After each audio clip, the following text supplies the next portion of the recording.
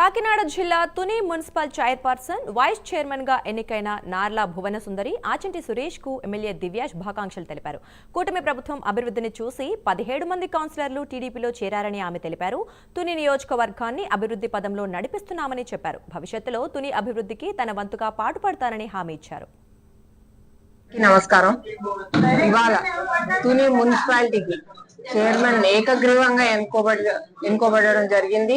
Chairman అలాగే vice chairman already ఒక vice chairman already ఉన్నారు, రూపాదేవి గారు. ఇవాళ చైర్మన్ ఇంకొక వైస్ చైర్మన్ కి ఎన్నికలు జరిగాయి. దాంట్లో అందరూ ఏకగ్రీవంగా ఎన్నుకోవడం జరిగింది. వాళ్ళని చైర్మన్ వచ్చేసి మన నార్ల భువనసుందరి గారు, అలాగే వైస్ చైర్మన్ వచ్చేసి మన ఆచంట సురేష్ గారు. వీరిద్దరికి కూడా నాకు కంగ్రాచులేషన్స్. వీరిద్దరు తుని మున్సిపాలిటీని ఒక అభివృద్ధి పదంలో నడిపిస్తారని ఆశిస్తున్నాను. తుని నియోజకవర్గం అనేది ఒక మోడల్ నియోజకవర్గంగా నేను తీసుకెళ్లాలనుకుంటున్నాను. దానికి నా ప్రొసీజర్స్ కూడా ఆల్రెడీ స్టార్ట్ అయ్యాయి. అది చూసి వీళ్ళందరూ కూడా, వీరితో పాటు 15 మంది కౌన్సిలర్లు కూడా ఇవాళ టీడీపీకి రావడం జరిగింది. వాళ్ళందరినీ కూడా స్వాగతిస్తున్నాను. అందరికీ నమస్కారం. ఇవాళ